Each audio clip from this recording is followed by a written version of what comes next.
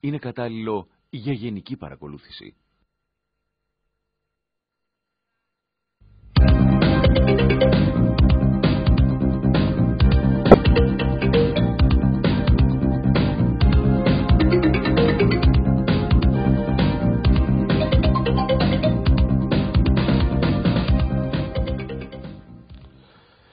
Κυρίες και κύριοι, χαίρετε. Η αγορά ακινήτων συνεχίζει να βρίσκεται σε στασιμότητα. Λιγότερες πωλήσεις, λιγότερες κατασκευές, λιγότερες αγορές από ξένους, λιγότερες αγορές από ντόπιους και οι τιμές χαμηλώνουν με αργούς ρυθμούς. Οι κατασκευές και ο τουρισμός έχουν κυριολεκτικά ρίξει την οικονομία της Κύπρου σε ύφεση. Και ποιος ξέρει για πόσο ακόμα. Είναι σήμερα μαζί μας ο κύριος Παύλος Λοΐζου, εκτιμητής και σύμβουλος ακινήτων στην Αντώνης Λοΐζου και συνεργάτες και μέλος του Διοικητικού Συμβουλίου του ΡΙΚΣ, ο οποίος θα μας αναλύσει την κατάσταση των ακινήτων. Κύριε Λοΐζου, καλώς ορίσατε στο πρόγραμμά μας. Τι είναι το ΡΙΚΣ? Ξέρουμε ότι υπάρχουν πολλοί συνδέσμοι στην Κύπρο. Μάλιστα, ναι. Σύνδεσμος των εκτιμητών, σύνδεσμος των εκτιματομεσιτών, σύνδεσμος των εργολάβων. Το ΡΙΚΣ τι είναι? Το ΡΙΚΣ είναι Royal Institution of Chartered Surveyors. Είναι οι εγκεκριμένοι εκτιμητές του Αγγλικού Συνδέσμου, ο οποίος Αγγλικός πλέον είναι παγκόσμιος σύνδεσμος εκτιμητών. Μάλιστα, άρα λοιπόν έχετε κάποια σχέση μαζί τους και είσαστε το κομμάτι στην Κύπρο. Ακριβώς, υπαγόμαστε στο... Είναι αυτοί που κάνουν τις μελέτες για πανευρωπαϊκά. Μάλιστα. Και παγκόσμια. Μάλιστα, έχουμε περίπου 140.000 μέρη ανά τον κόσμο. Είναι διεθνής οργανισμός αναγνωρισμένος. Και στην Αγγλία, ειδικά, μόνο όσοι είναι μέλη του ΡΙΚΣ μπορούν να υπογράψουν. Επίσης είναι. Να υπογράψουν τι? Να υπογράψουν τις εκτιμήσεις. Όπως είναι Chartered Accountants, εμείς είμαστε Chartered Surveyors. Στην Κύπρο πρέπει να είσαι μέλος του ΕΤΕΚ. Μάλιστα, ακριβώς.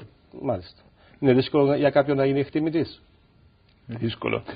Χρειάζεται δίπλωμα σε ακίνητα. Δηλαδή, εκτιματομεσίτης θέλεις και μερικά χρόνια πείρα. Ναι. Για να σας δώσω να καταλάβετε, εμένα με έχουν απορρίψει 3 φορές ως τώρα οι φίλοι εκτιματομεσίτες. Άσχετον έχω 3 διπλώματα σε ακίνητα, ότι εργάζομαι εδώ για 6 χρόνια. Πρέπει να αποκτήσεις την πείρα. Σιγά σιγά, ναι. Κυπριακή νοοτροπία. Κυπριακή νοοτροπία, σιγά σιγά, δεν έχουμε πρόβλημα. Λοιπόν, η οικονομία μας σήμερα βρίσκεται σε ύφεση. Μάλιστα. Είναι εξαιτίας της αγοράς ακινήτων? Θα λέγω ότι σε μεγάλο βαθμό, ναι, σίγουρα. Θα ήταν λάθος να δοκιμάσω να πω κάτι το αντίθετο. Είναι τα ακίνητα, είναι το θέμα του τουρισμού. Και είναι φυσικά και τότε έχουμε λιγότερες εγγραφές νέων εταιριών που επενδύουν σε. Είναι διάφοροι παράγοντες. Διάφοροι, αλλά ένα σεβαστό κομμάτι είναι τα ακίνητα. Επηρεαστήκαμε και λίγο από τη διεθνή κρίση, αλλά έχουμε και εμείς τη δική μας κρίση. Θα έλεγα ότι σχεδόν πάνε χέρι με χέρι. Το 50% των αγοραστών σε ακίνητα στην Κύπρο τα τελευταία χρόνια ήταν ξένοι. Κυρίως Άγγλοι, οι οποίοι μας προτιμούσαν για να αφιπηρετήσουν, για να ανοίξουν μια μικρή επιχείρηση κτλ. Πωλήσεις ανά μήνα. Μάλιστα. Να δείξουμε μια γραφική παράσταση, εφόσον είσαστε τόσο καλός να μας τη φέρετε να τη δούμε. Πωλήσεις ανά μήνα. Φαίνεται ότι μειώνονται οι πωλήσεις πάρα πολύ τους τελευταίους μήνες. Έτσι, μετά το Γενάρη βασικά του 2008 είχαμε δραματική μείωση στις πωλήσεις των ακινήτων. Είναι συνολικές πωλήσεις αυτές, έτσι. Συνολικές πωλήσεις, μάλιστα. Εάν πάρουμε όλες τις πωλήσεις από το 2000 και μετά, έχουμε μία μείωση της τάξης του 50%. Από όλα τα χρόνια. Δηλαδή αυτοί που λένε ότι είμαστε κάτω σε σχέση με πέρσι. Μάλιστα. Είμαστε κάτω σε σχέση με όλα τα χρόνια από το 2000. Με όλα τα χρόνια από το 2000. Να δούμε και αυτήν, η οποία είναι για όλες τις επαρχίες. Μία γραμμή για την κάθε επαρχία που δείχνει καθαρά ότι δεν είναι μόνο τα παράλια. Όχι. Είναι και η Λευκοσία. Σημαντικά μειωμένη στις πωλήσεις. Ακριβώς. Άρα αυτά νομίζω είναι ξεκάθαρα μηνύματα για το γεγονός ότι βρισκόμαστε σε μια κατασκευαστική ύφεση. Ναι, σίγουρα, και θα έλεγα, άρα πρώτα απ' όλα έχουμε διαψεύσει το ότι η μείωση είναι σε σχέση με πέρσι, η μείωση είναι σε σχέση με τα τελευταία 8 χρόνια. Δεύτερον, η μείωση είναι παντού. Το τρίτον είναι από πού προέρχεται αυτή η μείωση. Είναι από τους ξένους ή είναι από τους ντόπιους? Ακριβώς. Έχουμε ακόμα μια γραφική παράσταση. Ακριβώς. Πολύ ευγενικό εκ μέρους σας να μας τις ετοιμάσετε. Να είστε καλά. Και βλέπετε καθαρά ότι με την λιλά γραμμή, λιλά είναι το χρώμα αυτό. Λιλά μάλιστα είναι ξένοι και με μπλε είναι ντόπιοι. Είναι μεγαλύτερη η μείωση για τους ξένους, βεβαίως. Αλλά και για τους ντόπιους η μείωση είναι σημαντική. Έχουμε μια μείωση στους ξένους αγοραστές της τάξης του 50% και στους ντόπιους αγοραστές της τάξης του 30%. Μάλιστα. Το ότι είδαμε τους τελευταίους 2-3 μήνες μέσα στο καλοκαίρι είναι ότι υπήρχε μια μικρή ανάκαμψη.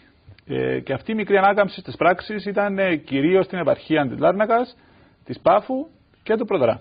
Ήταν οι Άγγλοι οι οποίοι πουλούσαν σε τιμές ευκαιρίας για να φύγουν. Μπράβο. Και οι αγοραστές ήταν μόνο Κύπροι. Μάλιστα.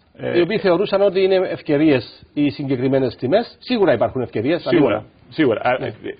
Όταν μπορείς να αγοράσεις κάτι 30 έως και 40% σε κάποιες περιπτώσεις σε σχέση με πέρσι. Ο Κύπρος πολίτης διερωτάται.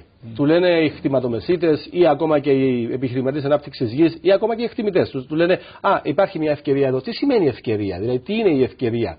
Πόσα ήταν η τιμή πριν και πόσα είναι σήμερα. Αυτό είναι. Θα κρίνεις από αυτό το σημείο αν είναι ευκαιρία. Ναι. Και τι σημαίνει δηλαδή, μπορεί να μειωθούν ακόμα περισσότερο οι τιμές. Σίγουρα.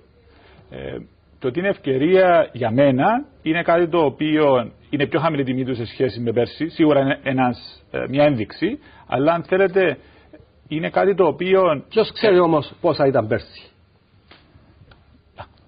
Είναι εδώ που έρχεται ο εκτιμητής μέσα, αν θέλετε, στην κατάσταση. Αν είναι ο εκτιμητής ο επιχειρηματίας. Και εκτιμητής και εκτιματομεσίτης. Δεν υπάρχουν εκτιμητές οι οποίοι είναι και επιχειρηματίες ανάπτυξης γης.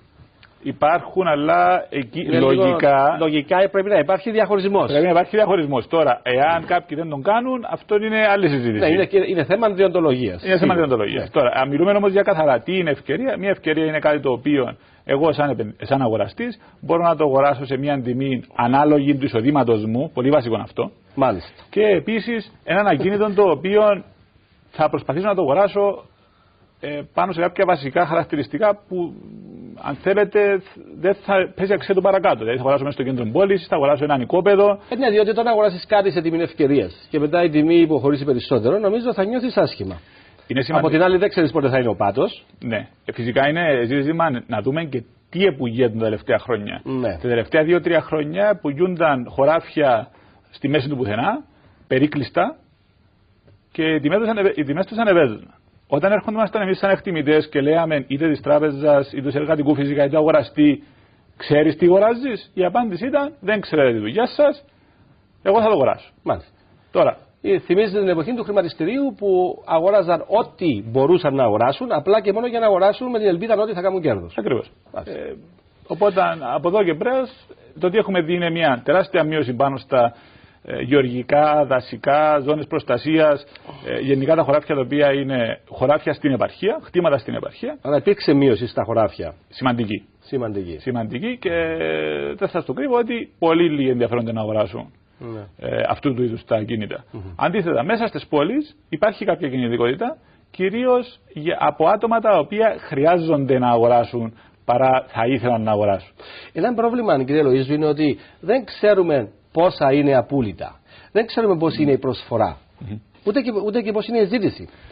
Και γιατί δεν υπάρχει ένα σύστημα όπως υπάρχει στις Ηνωμένες Πολιτείες, όπως υπάρχει στο Μεγάλη Βρετανία, που εσείς είμαι σίγουρος ότι γνωρίζετε, το listing system, όπου καταχωρούνται όλες οι αγορές και όσοι θέλουν να αγοράσουν και όσοι θέλουν να πωλήσουν, είναι χτήμα για τους κτηματομεσίτες. Ναι. Τα καταχωρούν όλα εκεί μέσα και ξέρεις ανά πάσα στιγμή πόσα είναι η προσφορά και πόσα είναι η ζήτηση. Μάλιστα. Άρα ξέρεις και πού θα πάνε οι τιμές. Ναι. Να μην πούμε τώρα για δίκτυα κινήτων που δεν έχουμε ακόμα δίκτυα κινήτων. Ωραία. Επειδή γίνεται τρία θέματα. Πολλά τα θέματα, ναι. Να τα πιάσουμε έτσι πολύ γλίγορα. Προειδοποιώ τον παραγωγό να μας δώσει περισσότερο χρόνο. Μακάρι. Να πάρουμε πρώτα απ' όλα με θέμα της προσφοράς. Ένα πράγμα το οποίο αρχίσαμε να μελετούμε τώρα σαν γραφείο, επειδή κάνουμε σειρά από μελέτες, είναι το πόσα ακίνητα έχουν ολοκληρωθεί ανά επαρχία. Και ο τρόπος που σκεφτήκαμε να προσεγγίσουμε αυτό το θέμα είναι να δούμε σε πόσα ακίνητα, σε πόσες μονάδες έχει έρθει αρχή ηλεκτρισμού και δώσει ρεύμα. Καλή σκέψη. Σωστά. Επειδή έχουμε τα προβλήματα των τίτλων, έχουμε προβλήματα πιστοποιητικής εγκρίσεως, αλλά αν ξέρω σε πόσες μονάδες έδωσε η ηλεκτρική ρεύμα, αυτόματα ξέρω το θέμα της προσφοράς ανά περιοχή, νέες μονάδες. Και υδατοπρομήθεια. Άμα θέλετε να κάνετε διπλά τη σύγκριση. Μάλιστα. Ναι. Οπότε, αυτά είναι κάποια στοιχεία που αναλύουμε τώρα. Το ότι έχουμε δει όμως με μια πρώτη ματιά είναι ότι η επαρχία Πάφου και η περιοχή η ελεύθερη Αμόχωστος αυξανόταν οι μονάδες μεταξύ 7 και 9% ανά έτος τα τελευταία 4 χρόνια. Μάλιστα. Πάνω στο υλικό. Ενώ η Λευκοσία, η Λεμεσός και η Λάρνακα κυμαίνονταν μεταξύ 2 και 3%. Το οποίο, αν θέλετε να το γυρίσουμε τώρα, πού έχουν πέσει οι τιμές παραπάνω, είναι σε αυτές τις δύο επαρχίες. Εκεί που υπήρχε η περισσότερη προσφορά. Ναι. Τώρα, πάμε σίγουρα η αγορά θα τα διορθώσει όλα. η αγορά θα φτιάξει στο μέλλον. Δηλαδή δεν μπορεί να μείνουν τα πράγματα ως έχουν. Αν υπάρχει υπερπροσφορά θα πέσουν οι τιμές, σίγουρα. Εννοείται. Αλλά αν πάμε τώρα στο επόμενο θέμα, το οποίο είναι γιατί δεν έχουμε έναν κοινό database που να μπαίνουν όλα τα στοιχεία πάνω κτλ. Το συμφέρει σε όλους. Συμφέρει σε όλους, αλλά το πρόβλημα είναι ότι ποιος θα είναι ο μάστρος, ποιος θα κάνει κουμάντο. Να γίνει ένας οργανισμός μη κερδοσκοπικός.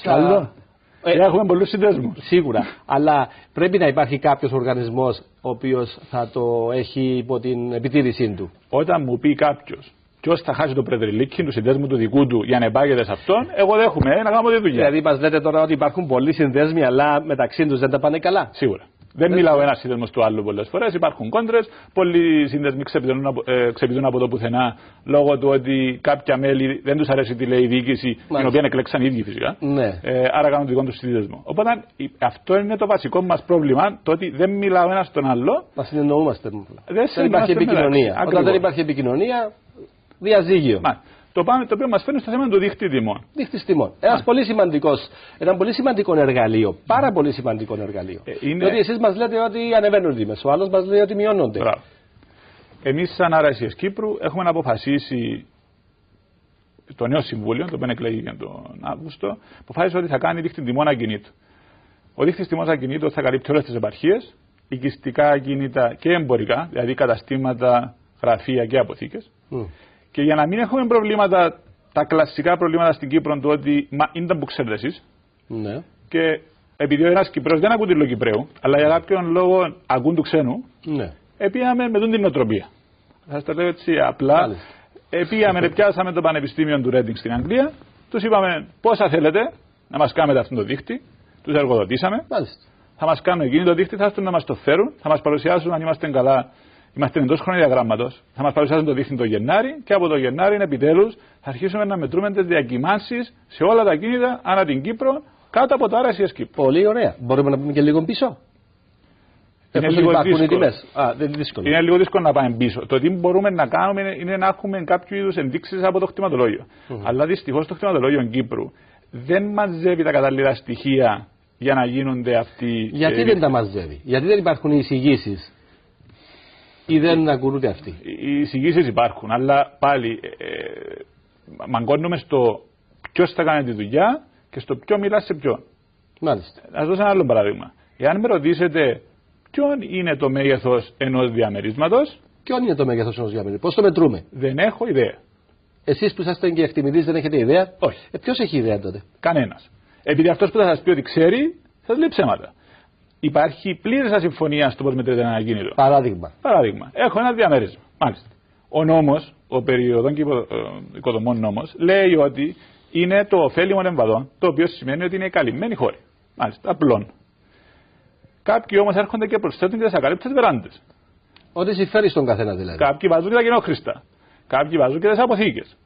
Άρα αυτός που αγοράζει πρέπει να ξέρει πολύ καλά τι αγοράζει. Μάλιστα. Το οποίο εδώ είναι, αν θέλετε, η αξία του εκτιμητή, σαν εκτιμητή. Δεν είναι μόνο να έρθει να σου πει πώς αξίζει ένα ακίνητο. Είναι να κάνει κάποιους βασικούς ελέγχους. Να έρθει να σου πει πόσο μεγάλο είναι αυτό το ακίνητο το οποίο αγοράζεις, το οποίο ξέρω ότι ακούγεται πολύ απλό, αλλά δεν είναι. Τι ιδιοκτησία αγοράζεις, είναι μερίδιο, αγοράζεις καθαρών τίτλων, υπάρχουν κάποια προβλήματα με τον τίτλο, έχει πρόσβαση το ακίνητο. Πολλοί πελάτες μας έρχονται και λένε μα έχει χωματόδρομο. Τι εννοείς δεν μπορώ να χτίσω. Είναι ένα χωματόδρομος που έχετε εκεί. Δεν σημαίνει ότι είναι διαγραμμένο ο δρόμος. Μάλιστα. Άρα δεν μπορείς να χτίσεις. Άρα πάρα πολλά τα πράγματα που πρέπει να προσέξει κάποιος που αγοράζει, νομίζω αυτό χρειάζεται άλλη εκπομπή. Τι πρέπει να προσέξει κάποιος όταν αγοράζει, έτσι. Σίγουρα.